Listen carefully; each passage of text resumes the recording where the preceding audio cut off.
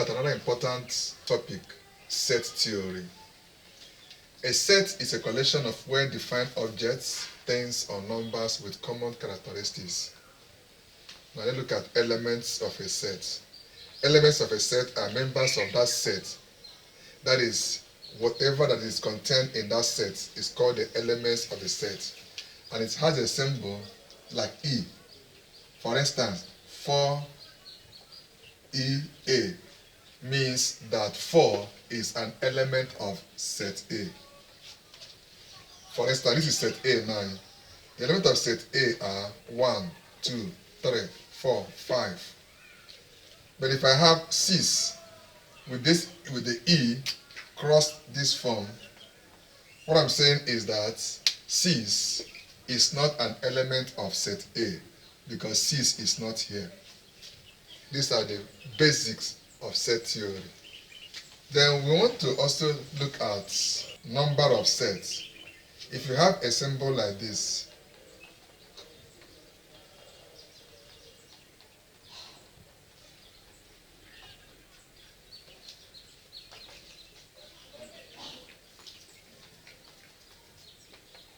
the N here means number of sets. So the number of set A, if I could count it, is 1, 2, 3, 4, 5. So number of set A is 5. It's also called the cardinal number. Number of N means number of set A is equal to 5.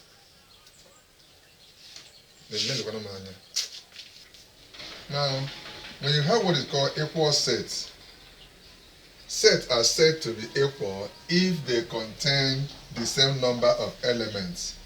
For instance, if I have set A is the members of set A, let's say they are A, B, C, D. They are members of set A.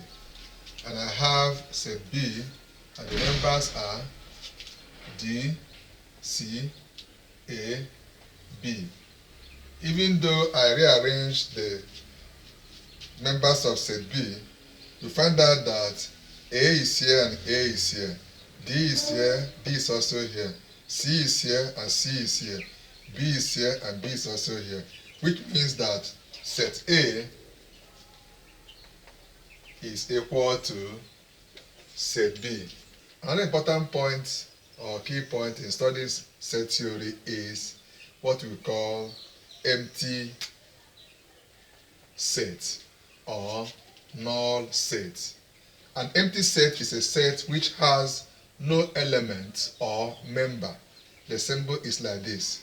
So anytime you see a set that is like this, know that it's an empty set. That means it has no element or member. Note,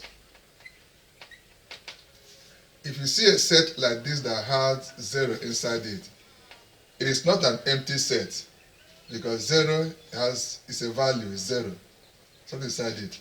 Or if you have something like this, please, it is not an empty set. This is not an empty set. This one is an empty set. Now, still on empty set, let me take an example. If I say that set P, that the member are 3-year-old students in JSS1, well, you can agree with me that you don't have any 3-year-old student in JS1. So the answer to this is that P is actually an empty set because it's not possible for you to have a 3-year-old in JSS1. You also have the one that is called finite sets. Finite sets. It's also an important key point. Finite set. Now we have a finite set. It's a set whose elements can be counted. A set whose elements can be counted. A set whose elements can be counted is called a finite set. As long as the element can be counted. But if you have an infinite set, That one is a set whose elements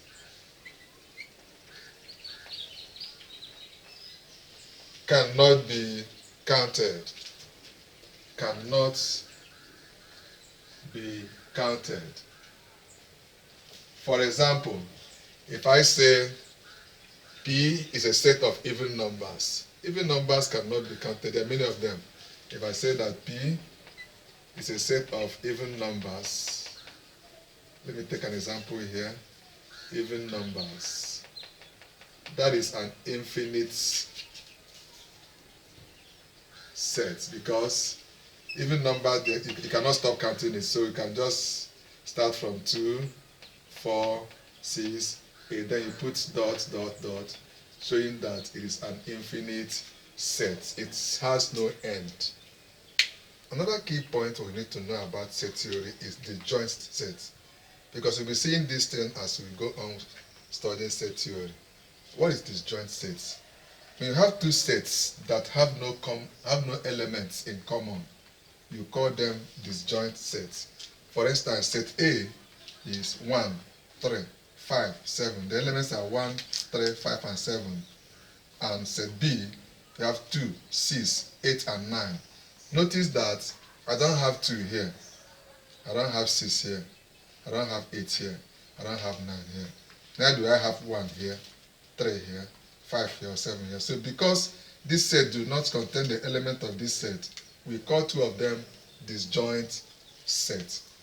Then another key point also is difference of sets. Difference of sets.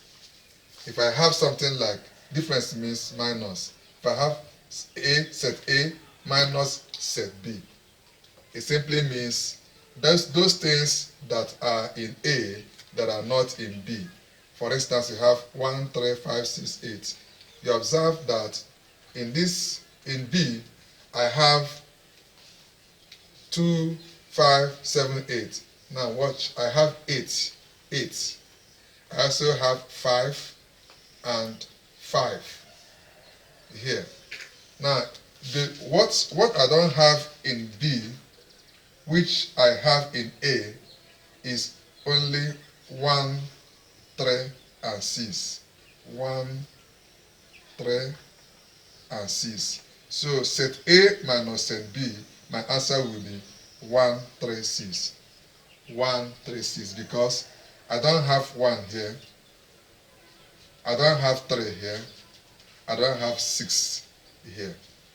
Notice that I did not bother about 2 said because I'm talking about A minus B. So what I should be bothering myself is what I don't have in B. And exactly what I don't have in B is 1, 3, and 6. I have 8. It's also in B. Now, I have 5. It's also in B. But I don't have 1, 3, and 6 in B. So 1, 3, and 6 become set A minus set B. My answer will be 1, 3, and 6. Please observe it very carefully. 1, 3, and 6. They are the elements of A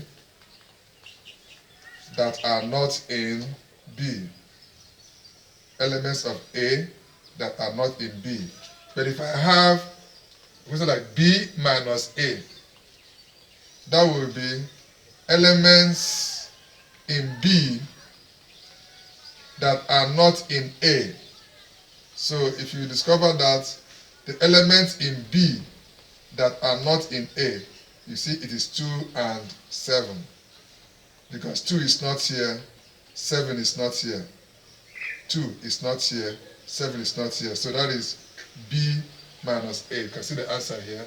Elements in B that is not in A is 2 and 7. So if you're asked to solve set A minus set B, and you're given this information here, B minus A will be 2 and 7, while A minus B will be 1, 3, 6. I repeat, this one, A minus B, means elements in A that are not in B. And those elements in A that are not in B is 1 is not here, 3 is not here, 6 is not here. So my answer becomes 136. Then B minus A means elements in B that are not in A. And the elements in B that are not in A is 2 is not here, 7 is not here. But I have 5 here, I still have 8 here. So my answer becomes 2 and 7. Now I want to look at another operations of sets. That's operations of sets. We want to start with subsets. Subsets. So when you hear subsets, the subsets of set A are other sets that can be formed from A. For instance, have an example. If A has this element A, B, C, D, E, F, what are the possible sets that can be formed from this A, B, C, D, E, F? I can form a set like X is equal to A, B, C, D, E. I remove F. I can form with Y, that is A, B, C, D. I remove E. I can form with Z, A, B, C. I remove D. I can form with P, A, B. I remove C. I can form with Q, A. I remove B. Then the last one, M. An empty set. So don't forget, you also count an empty set when talking about the subset. So if you count it now, if A is equal to A, B, C, D, F, the possible subsets I can have, you can count it, is 1, 2, 3, 4, 5, 6. 6 of them. Now let me give another example. Assuming that B is 1, 2, 3, 4. And you ask me, what are the subsets of B? Subsets of B.